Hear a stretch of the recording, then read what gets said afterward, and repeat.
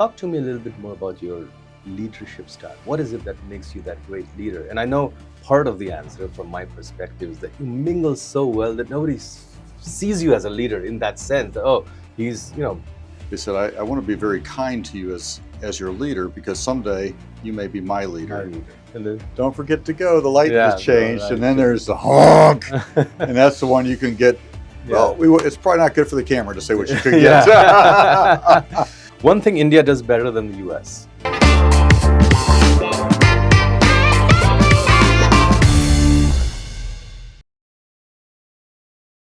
Welcome to the Creating WoW podcast, a podcast where we explore stories of people, how they have created WoW and their journeys.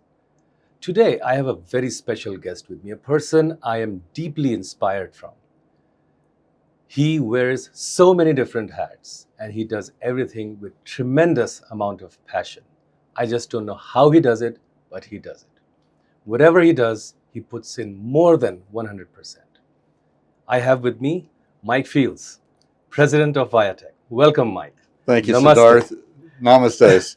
It's great to be with you today. Thank Siddharth. you. Wonderful. And thank you for wearing the Indian dress today. And you forced me to wear it as well. I did. I went out shopping last night, and we thought we were doing it in a very covert way.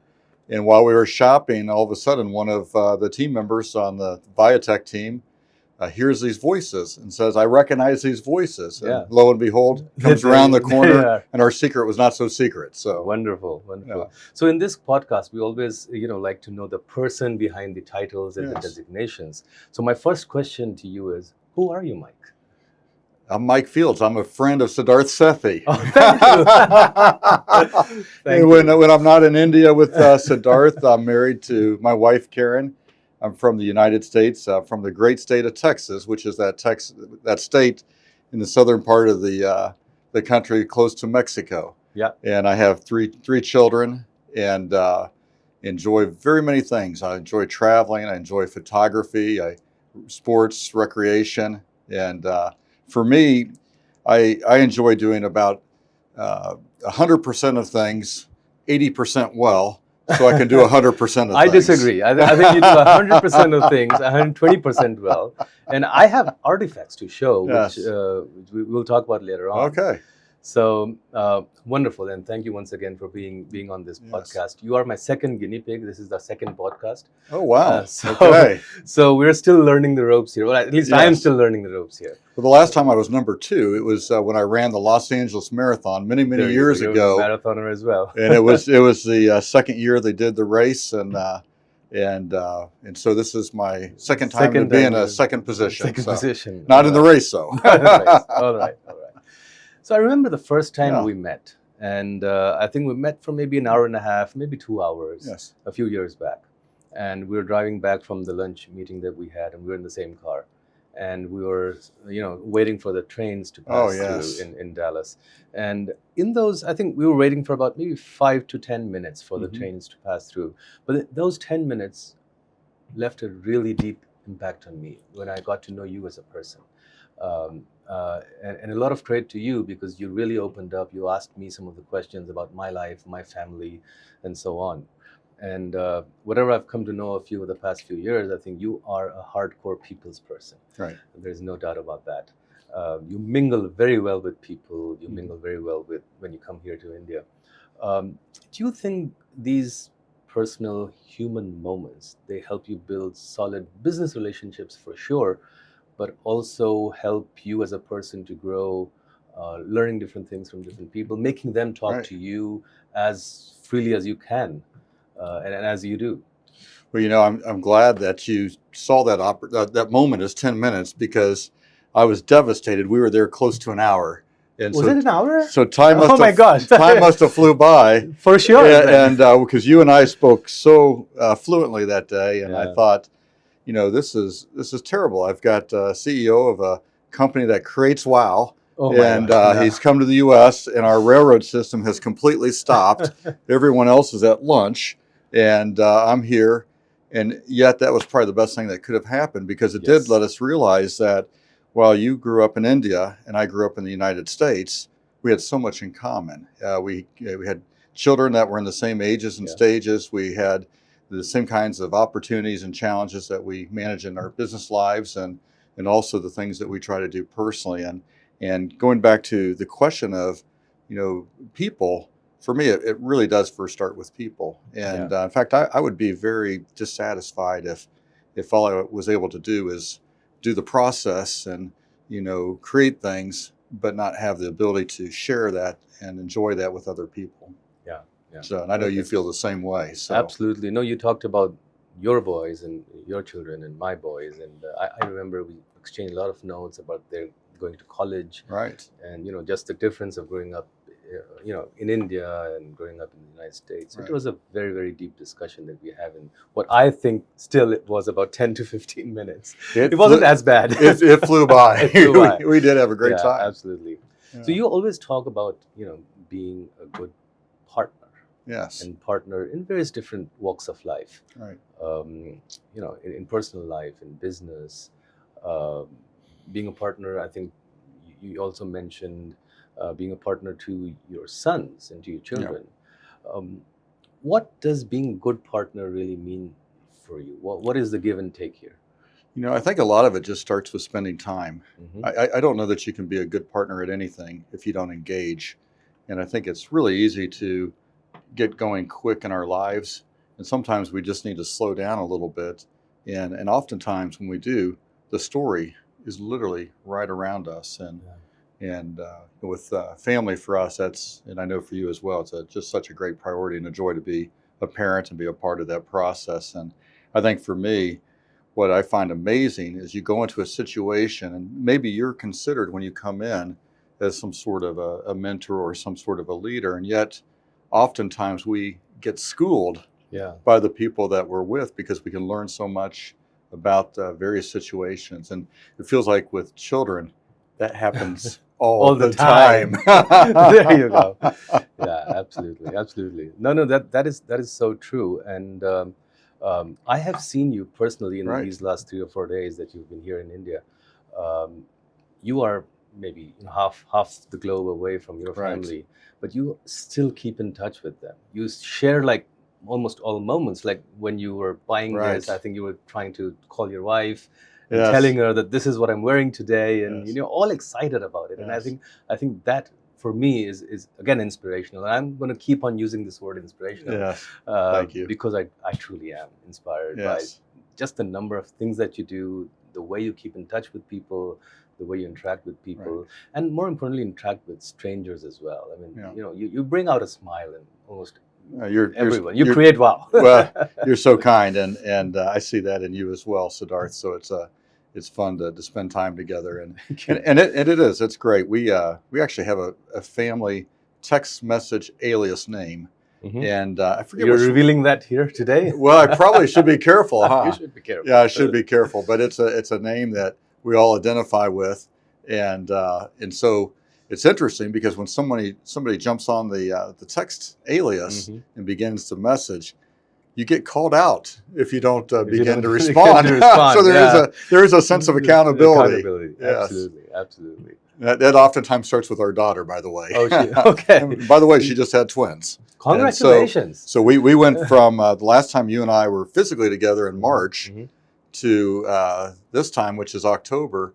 My family has grown by 4 people. We've added 2 daughters-in-law and then also 2 twins. 2 twins, wonderful. Which has just been outstanding. How does it feel like being granddad? I am known not as the granddad, not as grandpa. I am known as Poppers. Poppers. Okay. And there was a lot of work that came into coming up with that name. So you can just refer to me Poppers. Okay, Poppers. But not for me. Not for you, no. But I'll keep that. I'll store your name in my phone as Poppers. There you go. There you go. All right. So transitioning over to something again, I feel that, or I know that you are one of the most compassionate leaders that I've come across. Talk to me a little bit more about your leadership style. What is it that makes you that great leader? And I know part of the answer from my perspective is that you mingle so well that nobody sees you as a leader in that sense. That, he's further away from me, and we're like these lowly people. Right. I think that is at least part of the answer. But talk to us a little bit more about your leadership style.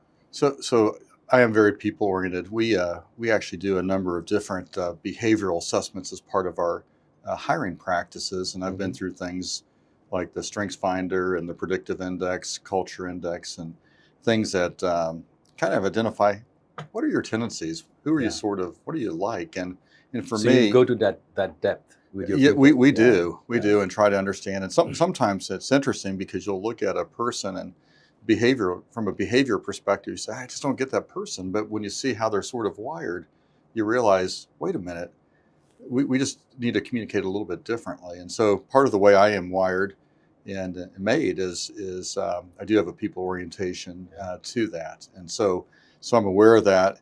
And in doing that, it causes me to want to connect and collaborate greatly with people. So yeah.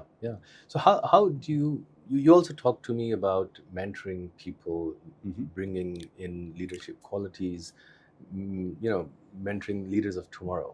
Right. How do you do that, and what is your mantra there? Well, I think a lot of times the only difference between people sometimes is their age and stage in what they're doing. And I remember years ago, someone told me, they said, I want to be very kind to you as your leader, because someday you may be my leader. My leader. And I think that happens a lot where people are blessed with a certain set of skills and they have great success in the things that they're doing. And so I always kind of look at mentoring as also both an upward and a downward mentoring, because I think there's so much that young people offer that things that are being taught in the universities, things that are helpful that are different than some of the things that I've been taught. So I try to keep an open mind on what are some of those things and try to, allow people to be able to kind of share with me as I share with them life experiences. And it really is. It is life experiences. And absolutely. And I think sometimes when we find the tendency to say that's the way we've always done it, you just sort of get stuck. Yeah. And it's not nearly as fun as well. Yeah, no, I think sharing life experience is something that you do very well. The kind of stories that you keep coming up with, ChatGPT would have a hard time doing that. But I really love all the stories that you talk about, your vast experience. Right. And I think that is one really good way. And I try to do that myself in whatever little experience I have. I'm not a paupers yet, but whatever little experience I have, I do try and weave in these stories, and I think that is the best way to sort of tell people that, I've gone through this, and this is what we've been doing. Right. This is what has worked. This is what has not worked, and try and adapt it to the current situation, because every situation is unique, as we know. Yes. Further on that, leadership thing, as one of the co-founders of Infobeans, what keeps me up at night is culture, right? Organization culture, and I think that is very close to your heart as well. Oh, it is. And we try to evolve as an organization, yet we want to hold on to some of the cultural things that we had, let's say, 20 years ago, 25 years ago. What is your perspective on organization culture as a leader of a very large organization, Viatech, but also in general as well? I really almost find it as a stabilizing force to leadership and everything that we do. When I became first involved with Viatech, we had established core values and some things that are very much a part of who we are today. But we also took some time and we brought in a group of team members from different offices and different disciplines and said, let's go back and take a look at our core values. Who are we? What is it that we do? And as we went through that process, we began to kind of develop these concepts, these ideas.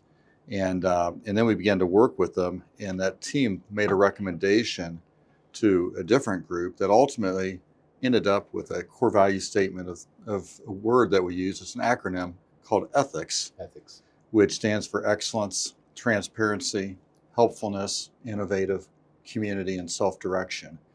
And oftentimes when people are on calls with me, they have to be ready, because I may sometimes call it out. But I think back, and I'm so glad that we're past the COVID era, and you and I, we were speaking about the number of challenges that each of us faced going through that, and certainly India was absolutely very impacted by COVID.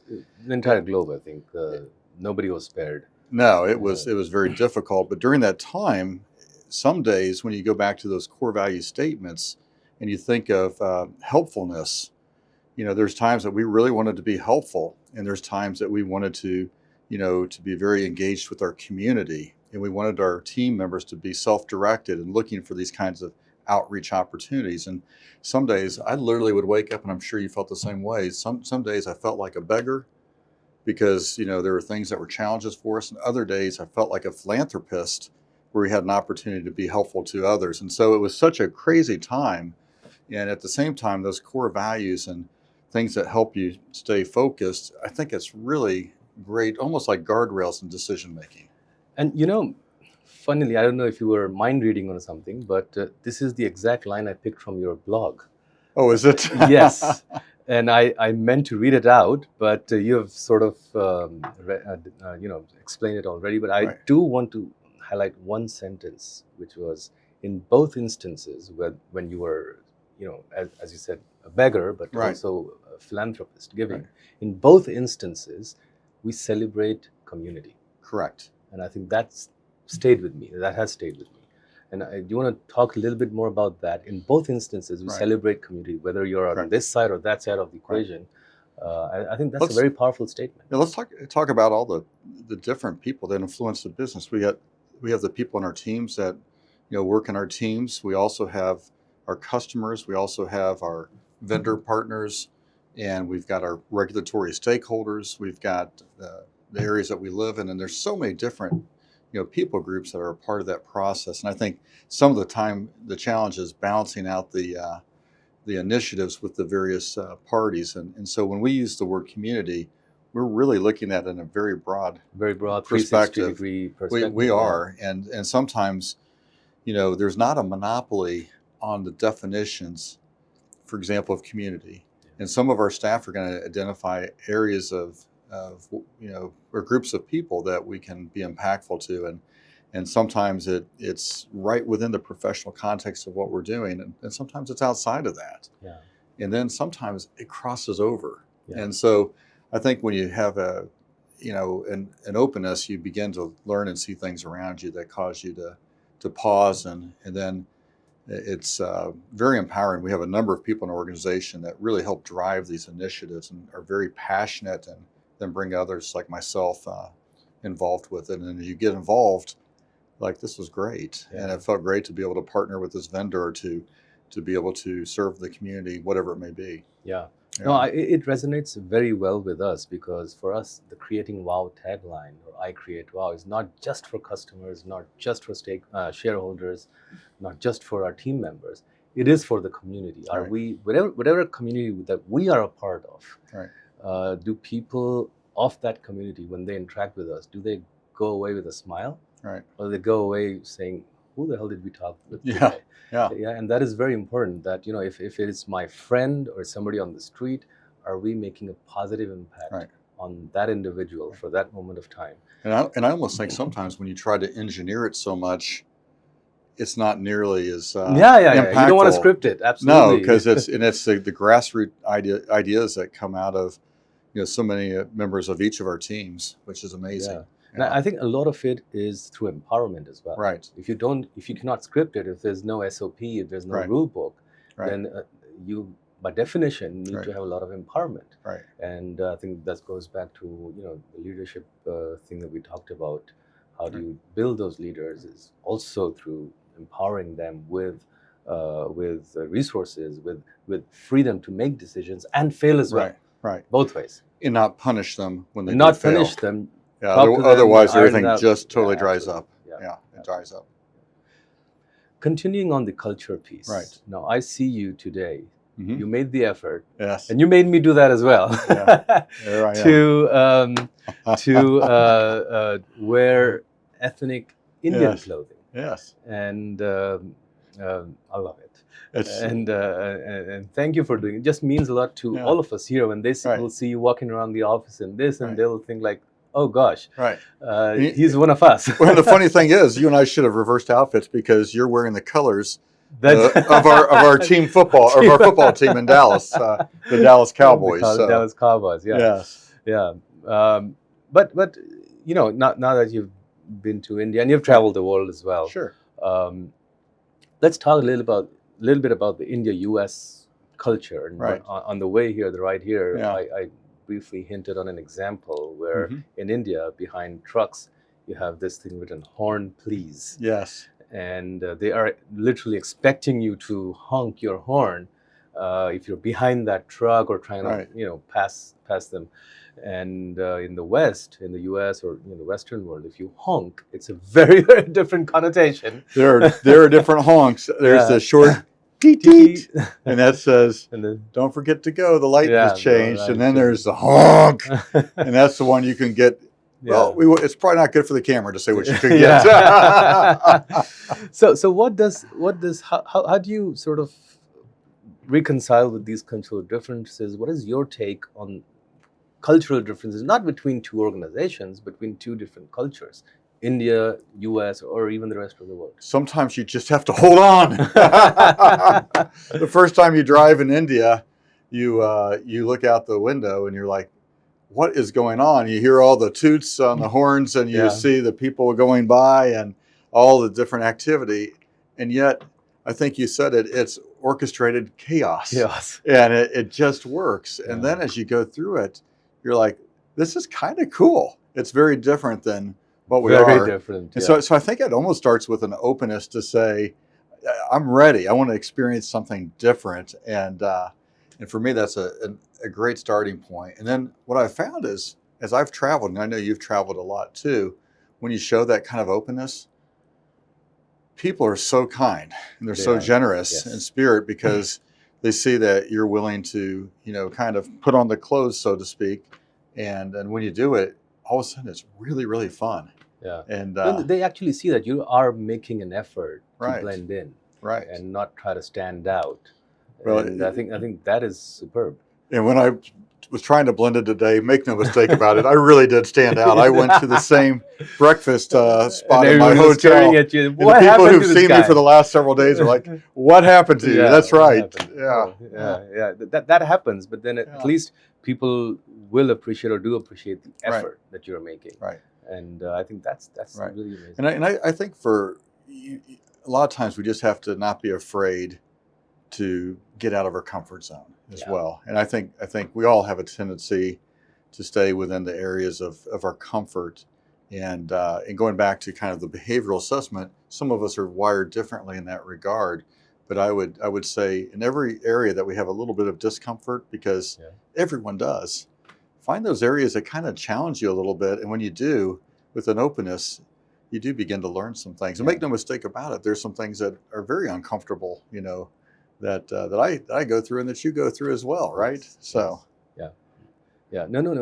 So I think the openness is definitely important, but there also has to be a sensitivity to the culture, and a willingness to accept that culturally maybe I was wrong. I was talking to you about a visit I made to a UK-based software development company where I thought I was like dressed for the occasion. Right. And walking in, I saw all these software developers in three-piece suits and ties, and which I thought was a bit too much. But then I was, I was very, I wouldn't say apologetic, but I was sensitive that I maybe underdressed a little bit, and I talked to them openly about it. You know what? I didn't realize that. I should have checked earlier on. And I think that, those stories stick in your minds, and those stories, I think, make you go further and embrace different situations in different countries. And that's when I would have to look and say, Siddharth, the Indian wobble. I love the Indian wobble. What does that mean to you? So when I do this or somebody does this? So the very first time I think that I met you all, when you came to Dallas, I was instructed on all these things that I was supposed to do. I was. Our friend Dana, who you know, and Jessica, she has made a few trips here. Yeah, they had given me these instructions, and they said also you'll notice their head and the things that they're doing. And so I decided to do a little research before I came here in March, and I decided I was going to try to see if I could learn about the Indian wobble and all the different meanings of the the head movement. And what's great is when I do that, it really blows people's mind. And now, truth be known, is if you do a video conference call that's a business call with us, we have any of your team members on it. If you watch Dana and I, we'll do kind of a wobble, and we've got now our own ways of things that mean, yeah. So it's, but I think, and to your question, that's fun, and I think sometimes the things that maybe are culturally relevant, let's share those with each other, and in doing something, it brings us into each other's worlds a little bit, and it kind of breaks down what could be seen as barriers. And when you might remember when I spoke to your team back in March, I put up a slide. And in fact, I talked about a baseball player. You might remember we talked about Mickey Mantle, and Whitey Ford, and Billy Martin, the Yankees players, and they used to meet up and they would go to the ballpark together to play baseball. And there was a guy that was on my team. He was quite a bit older than me at the time, a guy named Pete, and Pete would get behind a tree and a bush. He was a young boy at the time, but he kind of wanted to be around greatness and to see these ball players who were coming to commute to the ballpark. And so every day he would kind of come out and watch them. And then years go by, and Pete finds himself having a lunch at a country club in Dallas. And guess who's there? Mickey Mantle. Yeah, the baseball player, one of the great baseball players ever to play the game. And Pete goes up to the table and he says, remember those days when you and Whitey Ford and Billy Martin would go and you'd meet at the behind the or at the corner, and without hesitation, Mickey Mantle looks at him and says, "You're the kid." And he says, "Yeah, I'm the kid." And so I talked to your team about when you have a video conference call and you're working with Europe or you're working with the United States, to not turn your video on. How do you ever have a chance to be memorable? Because people can't see you, and yet we may say you have a little bit of an accent and it's hard to hear, but also you may say you also have a little bit of an accent and you're hard to hear. And so as you begin to kind of look at that and say, turning on the video, to me it's almost a window into I accept you for who you are, and I want to have a relationship with you, a professional to be able to. And I think it's a huge connection point. And I think sometimes people just miss that. And so I don't know how you can even begin community or begin a cross-cultural exchange if you're not willing to put yourself out there. You know what I mean? Tremendous. Yeah. Absolutely. Right. Taking this culture thing a little forward, sometimes people here in the East or in India think that people in the West are born into privilege. I thought it was a serious question. This serious question. Go ahead, finish your question. You see my response. Okay. What is your perception, and how do you compare it to reality? I rephrase that. What is the reality versus our perception? Well, some people would say that at one point India operated under a caste system, and it's almost the same kind of a statement in some ways, because I think in every country you're going to have people that have more means and people that have less means, but there's a lot of people in both extremes of that equation. And so when I look at America, you look at some of our cities, you have a lot of chaos, you have a lot of poverty, a lot of disparity, and it's not easy. Some people are really, really struggling. And then you also have people that I think social media, I think news agencies want to showcase a certain type of view. And so then you look at that and say, well, that's what this looks like. Well, I remember years ago being in Los Angeles, and I was there during a time that was the Rodney King riots, where the city erupted because of police brutality with the black community. And all of a sudden, the city is on fire in places, and there's guns being shot, and just lots of terrible things going. And in that particular case, that was real. There was a lot of that going on. And then I've seen other times that the news agencies have broadcast a story, and it's like 6 people, and all 6 people are in front of the camera, so it looks like it's masses of people, but it's not even what's happening. It's a story that's being made up. And so this idea of fake news, which I know you have in your country as well, sometimes causes us to form these views. And that's why I say, turn the camera on, get involved, and you'll see that people are a lot more alike than they are different. And yet there's cultural differences, but you care about your family. I care about my family. You care about creating WoW. I care about creating WoW. You enjoy going out and meeting people in different places. I do. We've got a lot more in common. Yeah, absolutely. we really do. Of course, we're human Right. beings, so Yes. there is some common DNA coming Yeah, from there is. somewhere. Yeah. Now, I would love to have your skin color, though, because I have a tendency to get sunburned, and I bet you don't. I don't think I get skin burn at all. Yeah, Right. Yeah. No, that's a really nice perspective. I think that sort of helps. That will probably help some people who are going to watch this podcast to sort of, bust the myth that everything is all rosy there in the West. I think there are struggles, there are joys, there are emotions, as you said, which are very similar or even the same that we have anywhere in the world, including India. We really have a problem right now with particularly young people, but other people as well, with mental health. And, if I just look at my family, I have 2 children before the iPhone. Yeah. And before it, and then one behind it. Yeah. The one behind it, one time he told me, he says, "Dad, I wish I was born in the 80s. He said, "First of all, you had great rock and roll music." And he said the album covers, everything was really cool. Yeah. He said, "But you didn't have social media." Yeah. And so he was right on the front end of that and seeing the kinds of things that were being communicated. And it created a certain pressure and a certain way to try to be a certain person. Which is, again, very common in India as well. And it's hard. So, and again, so it's not any different in that regard. And so I find that very, very interesting, though, when you look at that. Continuing on the culture piece a little bit more, what do you think Indian professionals can learn from the West? And vice versa, what do you think the people from the West can learn from India? I think when I look at India, you see so many professionals that go down the path of technology and do a really, really good job. And it was funny. In the hotel, I had terrible internet reception. You told me about that. Just terrible. Which is surprising. And so I want to watch the big game. It's the University of Texas Longhorns against the Oklahoma Sooners. And for those out there, hook 'em horns. The Horns won, and it was a great game. But I couldn't get the game streamed in the room. So I come downstairs and I try to get it streamed, and finally I get it. But it's just kind of on and off.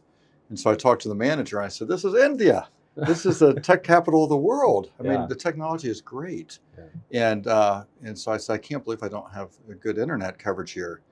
And when I look at India and I see so much greatness in technology, one of the things that I look at in America, there's a lot of different types of university programs that people are going through. And so there is a certain amount of diversity as you're interacting with people who have different disciplines.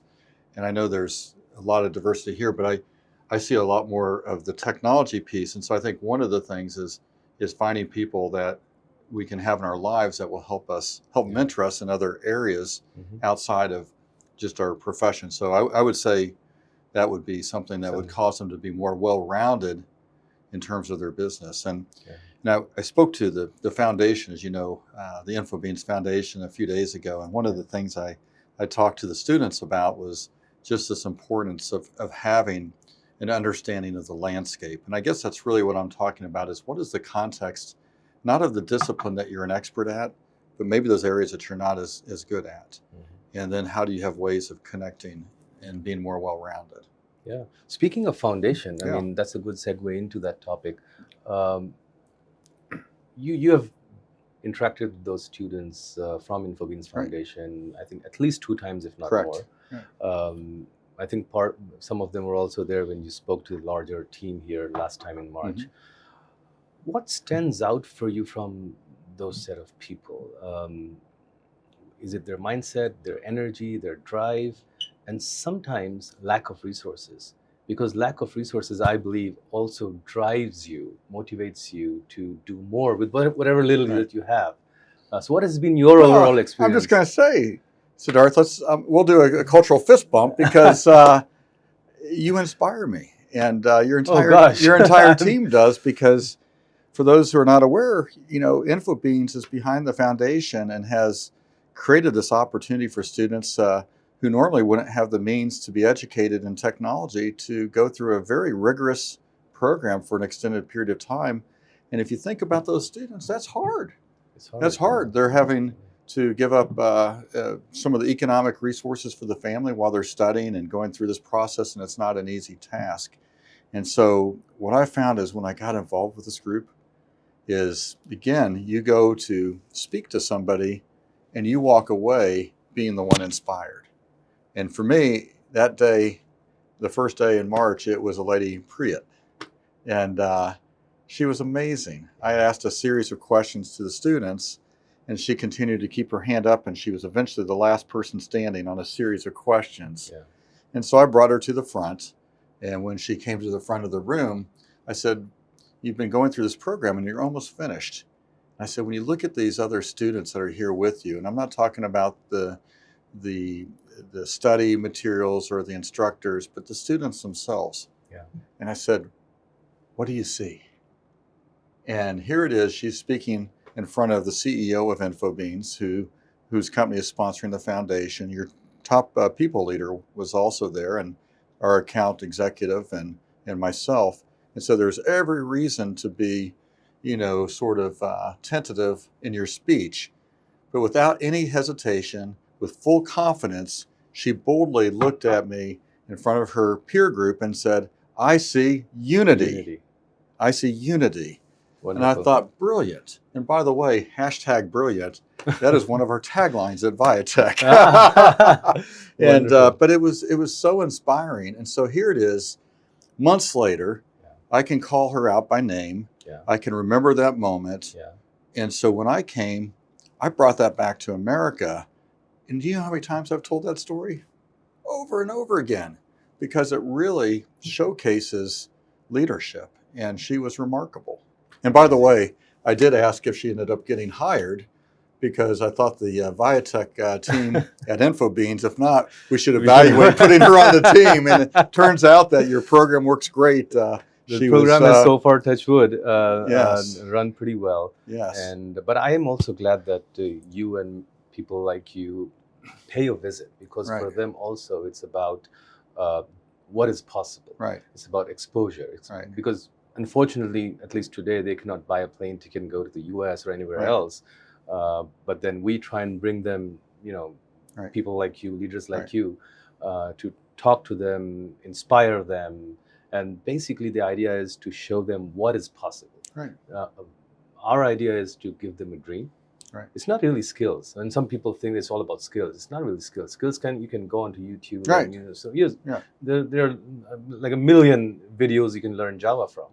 It's not really about skills. I think it's about a dream, which also translates into the confidence that you talked about. And then subsequently, at least one opportunity to sort of go right. out there and present their credentials to the world and say, you know what, I can be helpful. Right. I can be useful in this world right. in a much, more efficient and productive manner yes. than what they were prior to joining the foundation. Which makes it so special, by the way. Thank you. Thank you so much for your support. And we will try and continue to do this work as much as we right. possibly can. And I would turn to the camera, because if there's others out there who are interacting with InfoBeans, you get an opportunity, don't miss that one. That one is truly special. Thank you. Thank you so much, Mike. Mm-hmm. Moving forward, that was a little bit emotional, but moving forward, you are a surfer, photographer, CPA, marathoner, traveler, and I'm maybe missing more than a dozen other things. Cricket player now. That was really fun, by the way. Yeah. Yes. How do these passions, shape your creativity and leadership style? I know you also wrote a book or wrote, printed,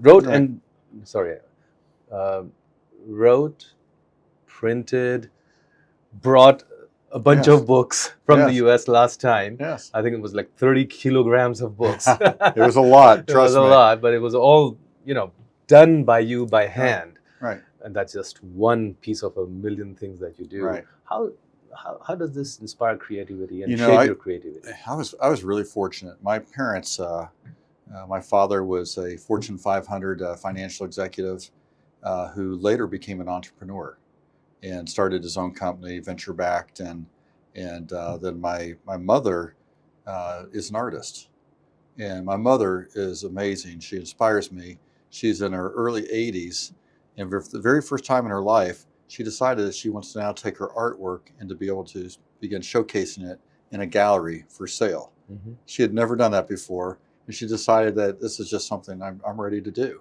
And I thought, for someone in their early 80s to begin doing something they've not ever done before, that's pretty inspiring. And so, but through those talents, my mom being creative, my dad having kind of these technical financial skills and Mm-hmm. leadership skills, that when you look and say, now you have Mike as your son, you've created a person who's both got some creativity coupled with some business. And in my case, my formal discipline is finance accounting. Yeah. And so when you take creative and you take finance, that's not a good combination, Siddharth. They usually put people in jail for that, being creatively financial. It's not a good It's not a good combination. So, and it's interesting because sometimes in my discipline, when I'm with particularly other financial executives, I am a little bit different because I'm wired a little bit different. And so some people think I am very detailed. And at the same time, I look and say I'm not at all, because I know the executives that are really, really detailed and are very, very good at that. And so, for me, I think I look at that and say, sometimes I'm a fish out of water, but sometimes I'm not. And so I think as we're going through kind of who we are, we begin embracing different parts. And so that's the part where I try to find out what are kind of my strengths and not try to become something I'm not, because it becomes exhausting. Right. And so some of those different areas, I think, caused me to look and say, where's my story in this? Yeah. And you've heard me tell, I'm a storyteller. You are.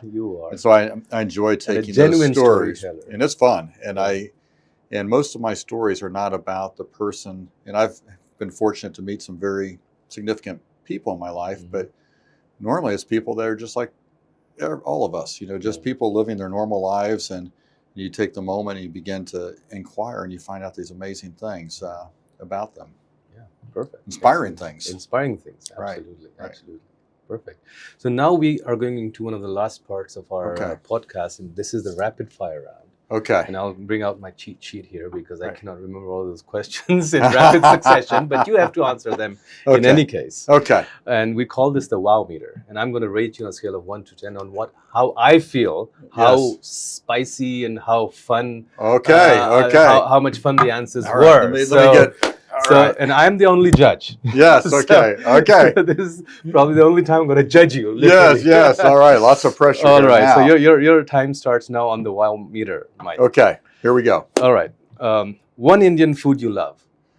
Oh gosh, I like the dal. The dal? There's a specific one that you get here that's amazing. Amazing. All right. You didn't like the water bombs. I totally forgot. Yes, the water bombs. What do you call them in Hindi? So delicious. Pani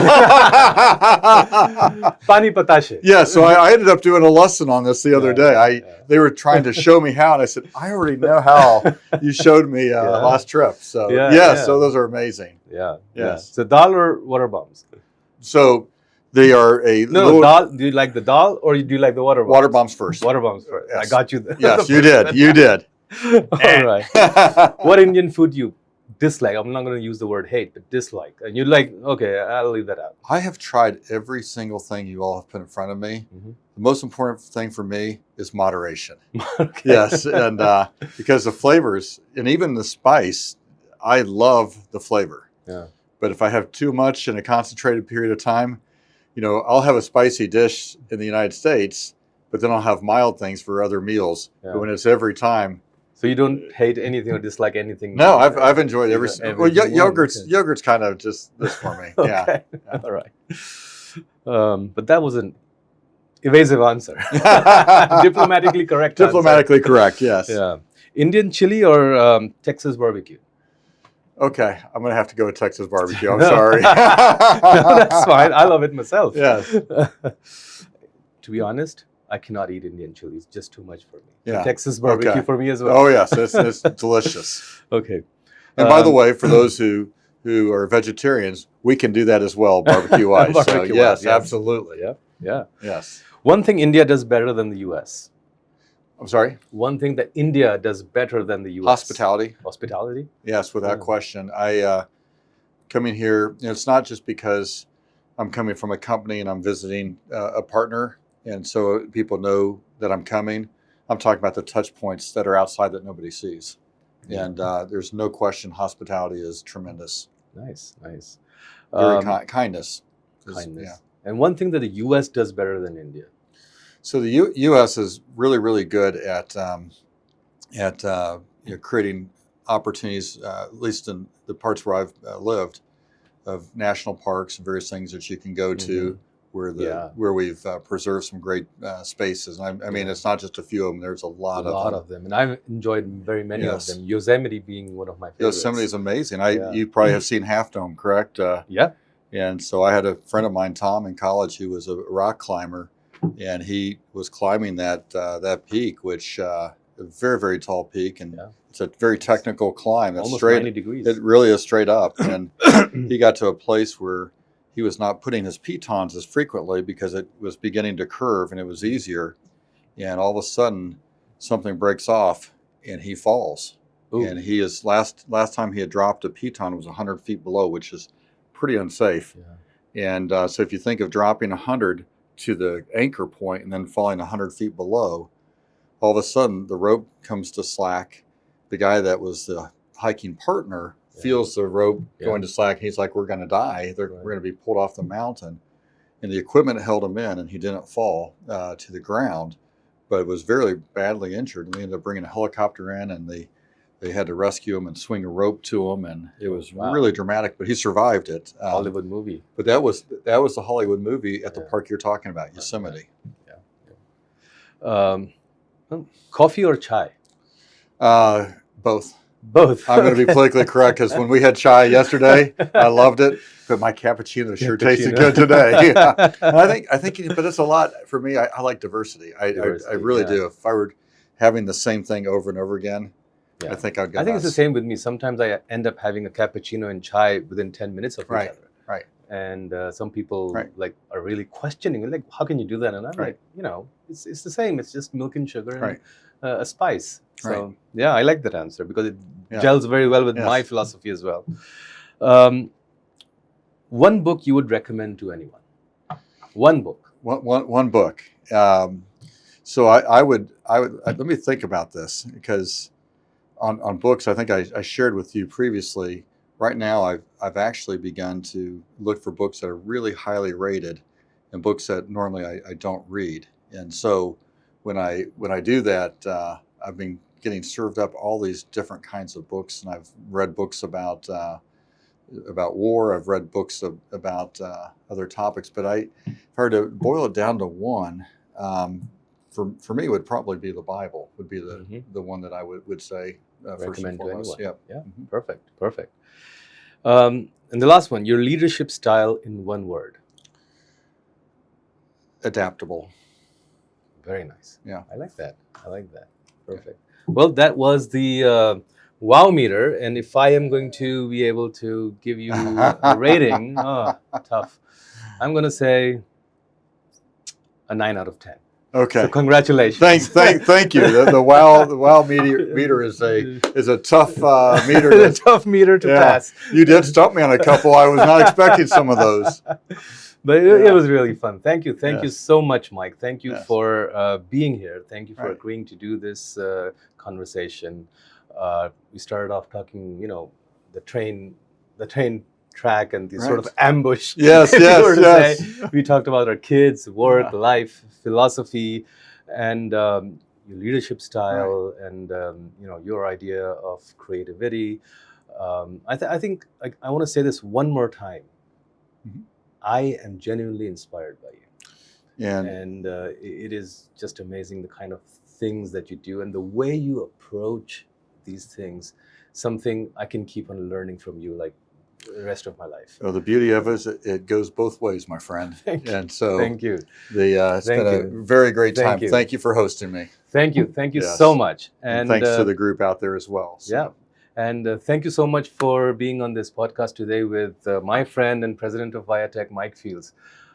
It was, as you can imagine, a very, very fun and also insightful, 45 minutes.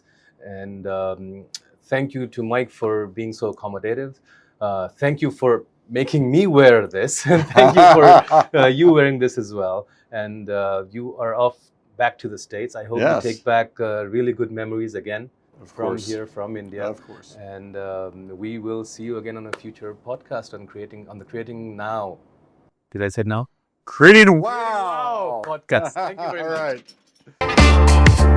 All right.